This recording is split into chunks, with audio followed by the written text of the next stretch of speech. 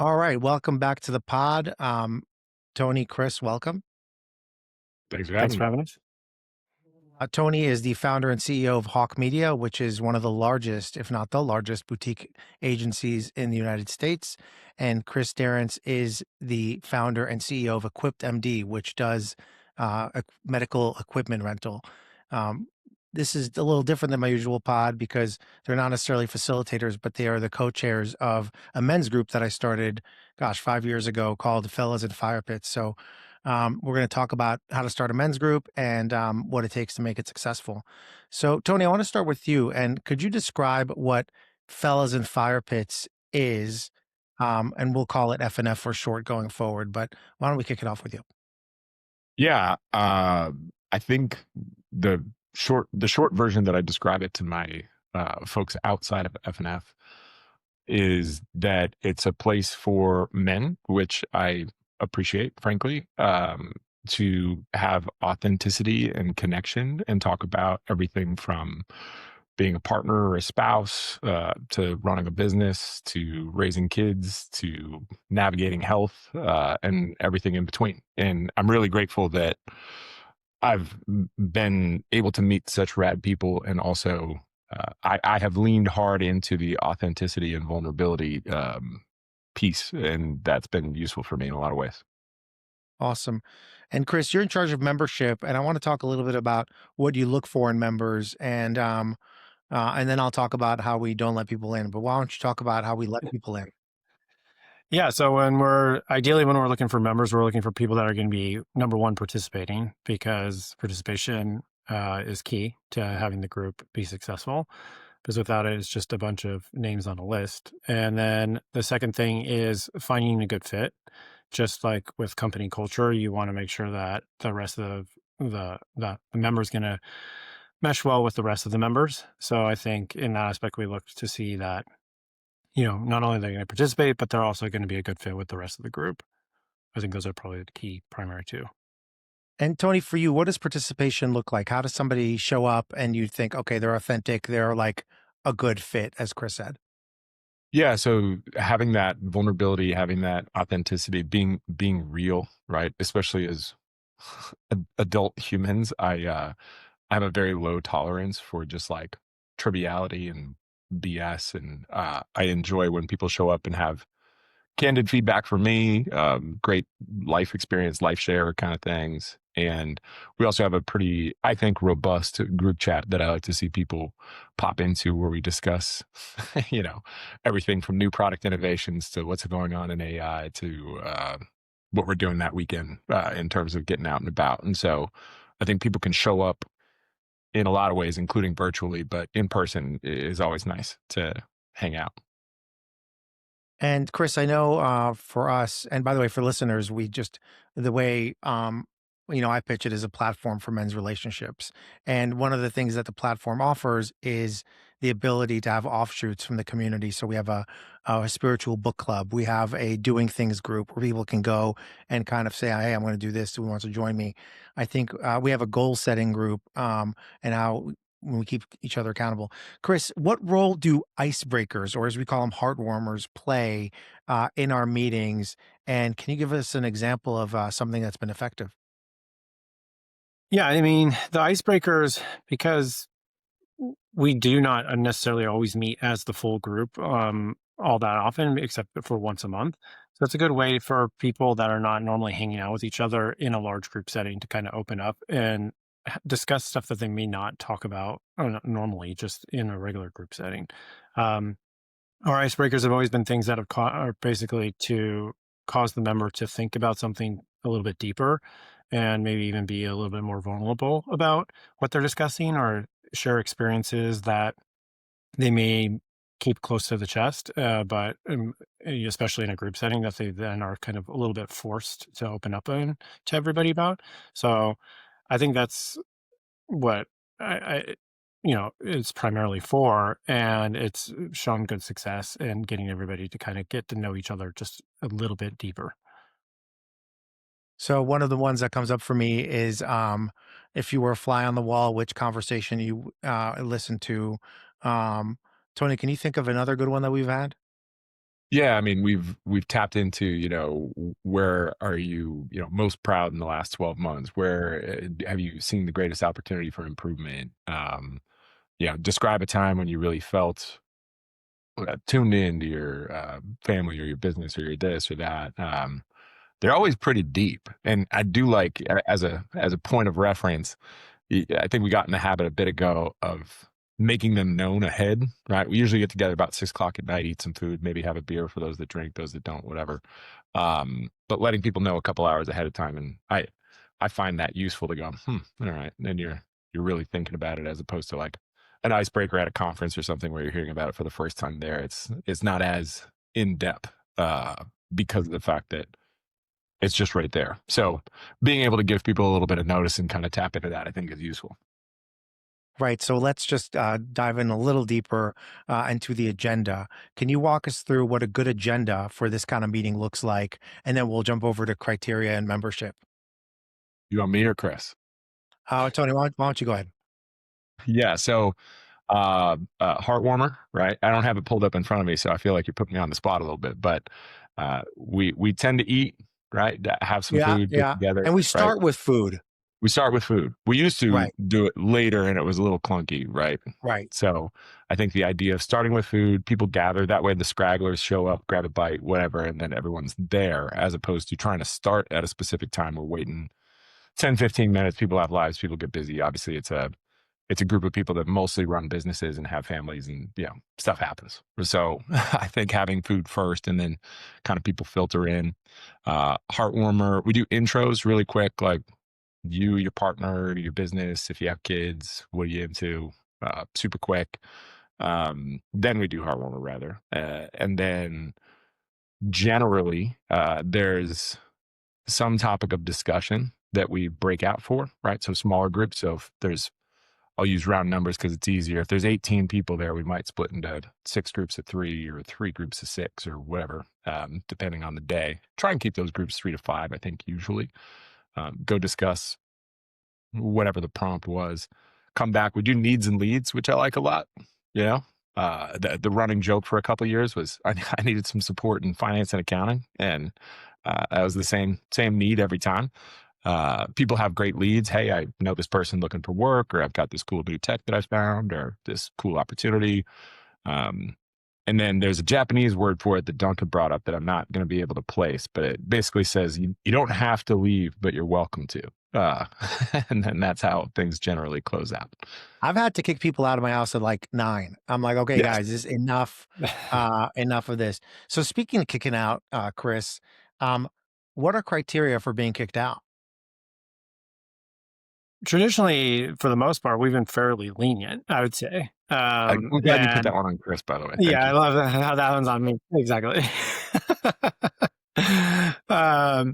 We've been pretty lenient about it. Usually it comes down to participation is, I think, the number one driver of why people end up getting either asked to leave or forced out. The other is sometimes that the members will join,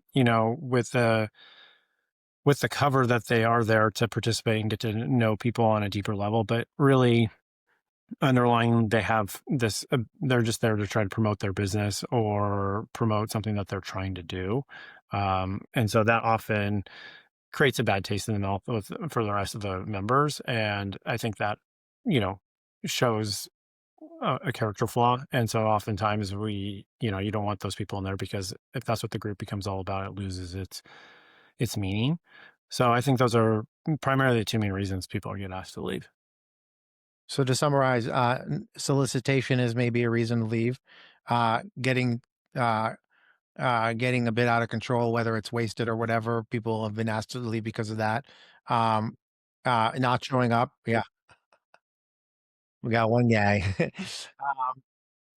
Yeah, John Doe. And then we have you have to show up once a quarter.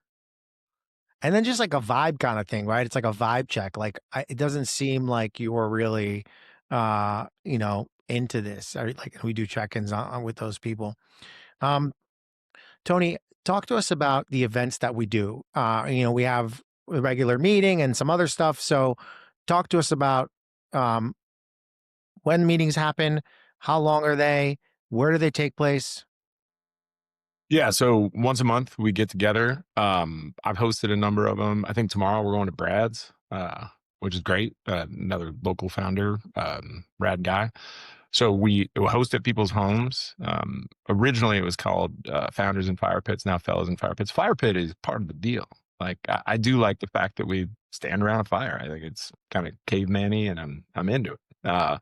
So that is like the hosting cadence is once a month. We just had a holiday party at Assemble, right? And we get together. We do like a spouses, partners, SOs kind of an event.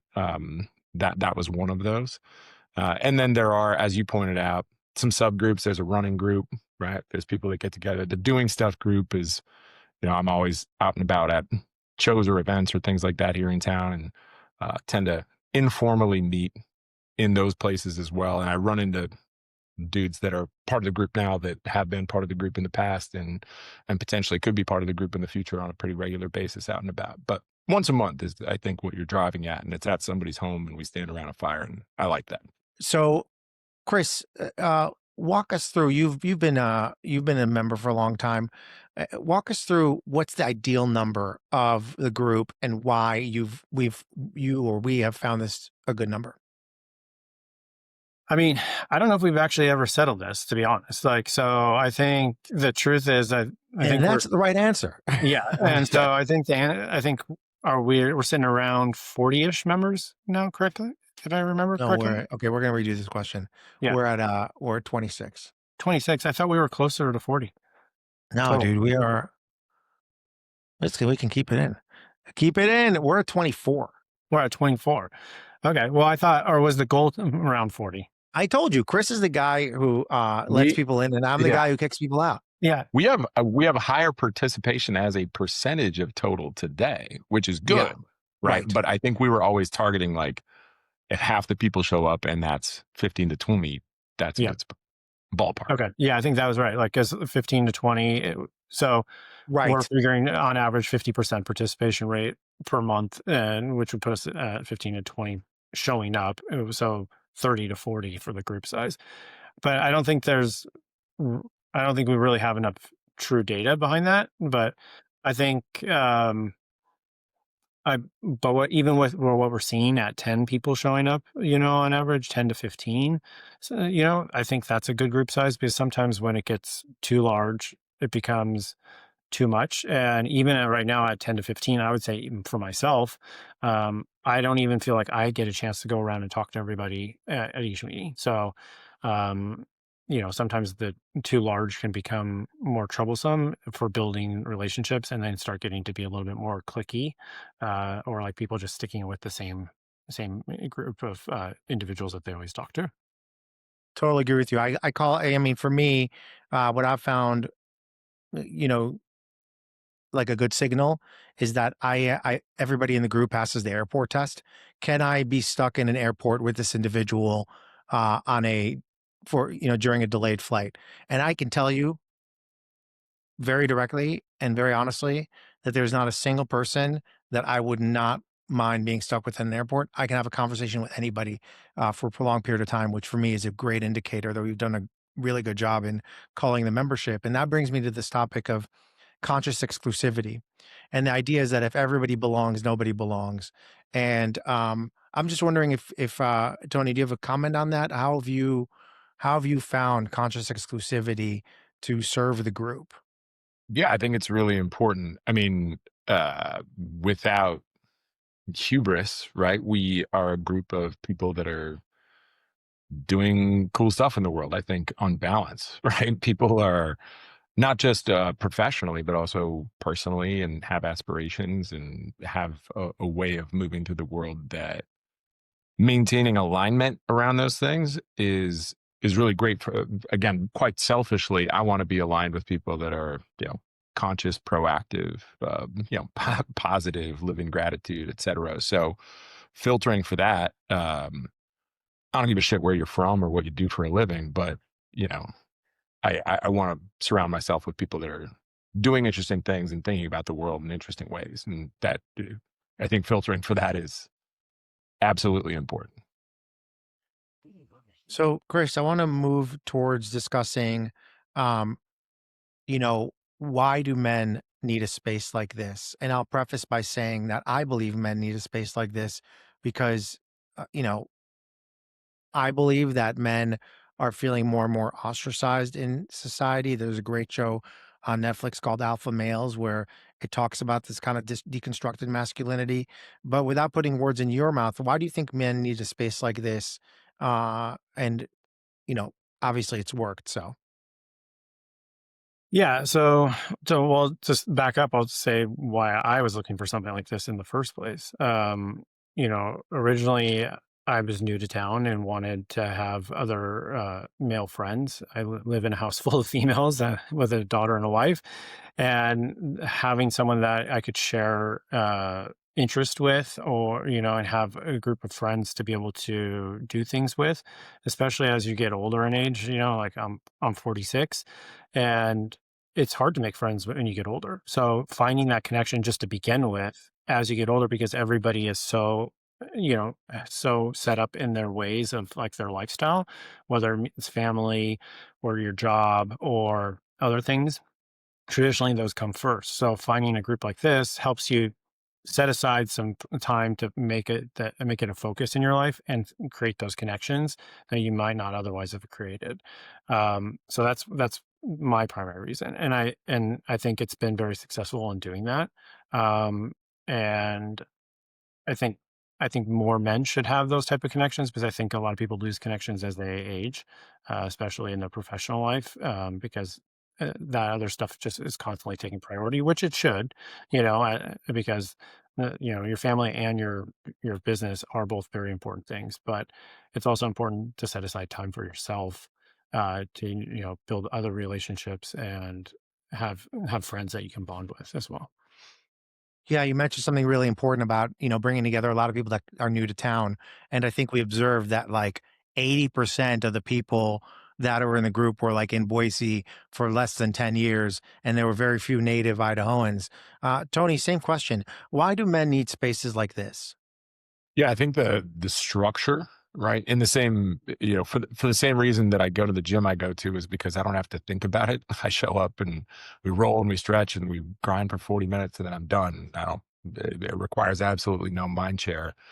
The same thing is true for the structure of F&F, which is we show up, there's an agenda or a framework, and we all connect. It's sort of a done for you way to uh, pretty simply and easily build on these relationships and kind of find your creep, the folks that you get along with. And so I think that's really important, right? Especially busy men, having a framework, having a structure, having something that you just 99% of life is just showing up, right? So you just show up and then it's kind of baked in. And I also think, I mean, you might have referred me to this book, but it was about how bowling leagues have gone away and how dart clubs and billiard clubs and you used to get together and you'd have social groups for Yeah, men, and I Robert think Putnam's Bowling Alone. that's it. Yeah, yeah, yeah. So I think there's an absence of that, right? Outside of sport or gym, which I think sport's useful for a lot of reasons as well, because you have a team and all those kinds of things. But if you're not in a team sport, even going fishing with somebody or going skiing, we live in a very outdoor oriented culture, but you're not doing that 15 guys at a time usually, right? So being able to connect and have that structure there is super important. That's how I think it fits in for me. Yeah, when I first came into town 5 years ago, I didn't know a soul, but I was meeting all these really cool people, and I thought to myself, "Well, what if all these people got together in my backyard and met each other?" And I've always enjoyed seeing the magic of connecting people that I know, and that's why I started it. But my question to both of you, and Chris, maybe we'll start with you first. What is some advice you have for people who are thinking about starting a men's group like this and, wanting to see it as a part of their lives? I mean, they should just go out and do it, first and foremost, because I think everyone, if you're waiting for somebody else to do it, it probably won't happen. And I was lucky enough to be invited into this group and find one that was already started. But 9 times out of 10, that's not going to be the case. So if if you're interested in doing it and you want to set up something in your area, then I highly recommend doing it. Um, and I think it'll be more rewarding than you expect too. Um, and then I think the other thing is, kind of just, I think we've built a good template here of things to follow by, like with structure and finding people of similar value with similar values and stuff. And when I say values, it doesn't even mean like politics or stuff like that, because that's actually something that we often debate internally. If we basically keep politics out of this group, because we think it's a more of a dividing thing, whereas we try to find stuff that is more uniting, topic wise, we can all get around. So, yeah. So I don't know. I kind of went off track a little bit there, but No, that's perfect, and I think the rules are in the WhatsApp group is no politics, sports, or memes. yeah, Sports very rarely, yeah. but that seemed to have worked well for us. Tony, what's some advice you have for somebody that wants to start a men's group? And now, by the way, I'll just share that if anybody wants our framework, we've crowdsourced the entire presentation of Behind FNF, which includes the history. So that's available to anybody who wants that. But Tony, what's some advice you have for somebody who wants to start a group like this? Yeah, I think there's a couple things that stick out to me. One is like the lookbook for new members, right? Here's a picture of this person and what they do and where they're from, and like it's nice to be at least loosely acquainted before you show up for the first time. That can be a little bit intimidating, right? I remember the first time I walked into a meeting and there's a bunch of people and I don't know them, but I did actually like look at who was in the group and had a few thoughts or questions or anecdotes or I don't know ideas, which is useful. I also think like potentially a lower barrier to entry, a higher barrier to retention is a good way to formulate a group in general. I'm a big fan of the like yeah, just getting folks together and then letting the group sort of collectively form its identity and see where it orients is, especially for an upstart, right, where the identity and the culture isn't necessarily articulated or felt as much. Having a lower barrier to entry and then figuring out, okay, this is what we like, this is what we don't like, this is what we want more of, this is what we want to potentially steer away from. I've felt a few different. I couldn't, put a pin in on a calendar for when we did that as a group, but I think there's been a few iterations and some evolution as the group has gone on. So the magic, I think, is just getting people in a room, right, or in a backyard or whatever it is, right? Getting folks together, start there, and then kind of let that group define what it looks like, the next month or the following. And that moves me to the topic of leadership, Kris. You've stepped up to be part of the leadership team. Um, what have you found works with our leadership team? And what are some best practices that you can share? I think the big thing, especially that I struggle with, and you guys have helped me with, is keeping me accountable. By having the leadership team work constantly, keep each other accountable, is very important, especially because we are all busy in our individual lifestyles. Um, so that's been a big thing for me. Is you guys nudge me when I'm not around or kind of slip in a little bit. So it's good to be like constant, have that, reminders. Um, Another thing I think is important is setting monthly meetings for the leadership team as well, to kind of constantly dig into what's working, what's not working, and come up with constant like little tweaks and revisions to be able to help improve things. So we've done a lot of that over the last 2 years that I've been a part of this, on the leadership side. Um, I'd say the other thing is also constantly, as a leadership team, constantly listening to the membership too, because you can get a lot of feedback from the membership on what they think is working and not working. Because what the three of us may think is good may not necessarily be the overall opinion of the group. Uh, so I think those are all important things to take into account. One contrarian view I've found works with our leadership team is that we do everything. You Yeah, know, there's not like, yeah, sure, you're in charge of membership and Tony's in charge of engagement. I actually don't even know what Tony's in charge of. And we just kind of we all, put in work. And part of a leadership team I've found is just like a council, like just to kind of discuss stuff. Tony, do you agree with that? It's because it's a bit contrarian. Yeah, I do, and I actually it's not philanthropy per se because I'm very much at the benefit of of what happens in this group, but I do think everyone should serve, as it were, and be of service to the collective, as it were, right? Not to get too hippy dippy, but I certainly have experienced tremendous benefit from being around these folks and when asked to step up in whatever way that it is I step up that none of us can really articulate. I'm super I'm super happy to do so because it's yeah it benefits me and it benefits the group and yeah I've received a tremendous amount of value um, from the group and so being able to serve and then I think Kris makes a great point too about listening to the membership. Hey, what is this for you? What do you want this to be? How can we make it more of what you want and less of what you don't? We don't get a lot of detractors per se, but fostering engagement and those kinds of things.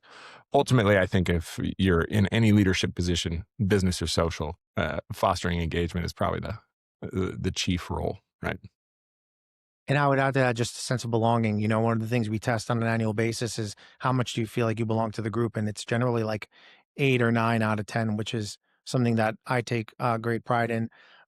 As we're kind of coming around the bend and we're looking to wrap up, are there any questions I should ask that I haven't asked or anything else you want to mention about FNF or men's group in general?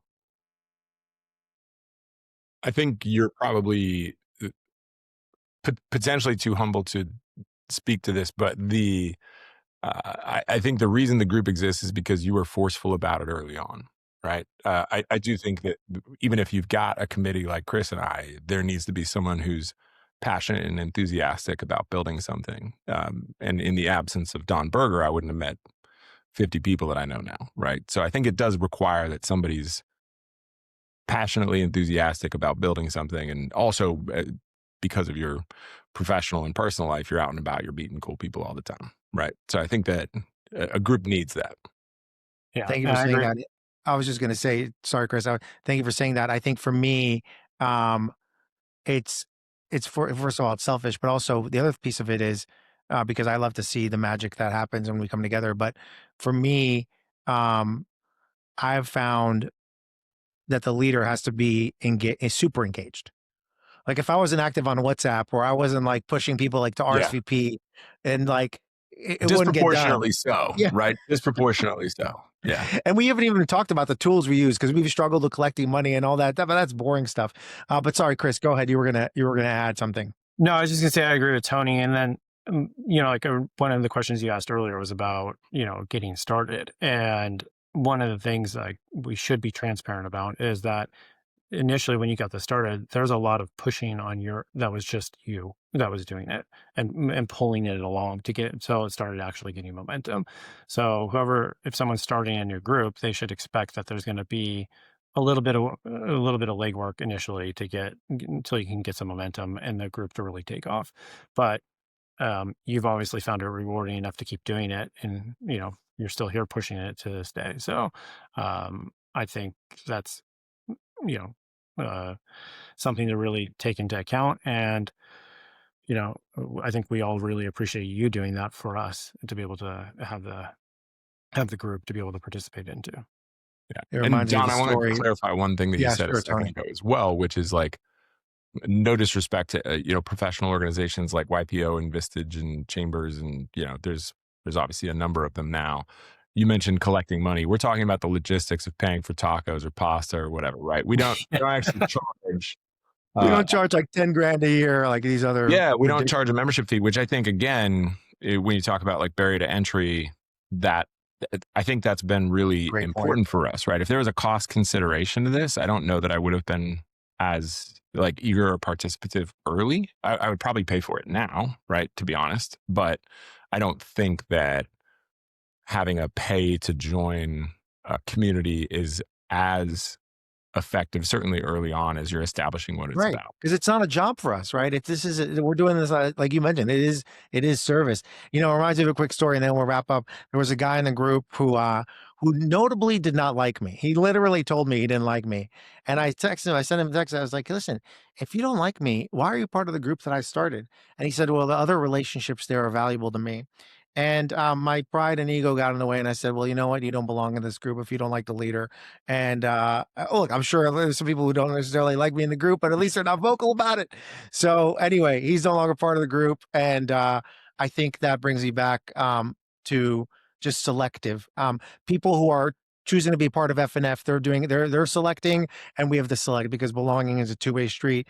If I think you don't belong, you don't belong, and if you don't think you belong, you don't belong. So we both have to have that positive feedback loop of belonging. Well, gentlemen, I want to thank you for your time. This has been an awesome conversation, and I really hope it inspires people to start their own group. Yeah, thanks for having us.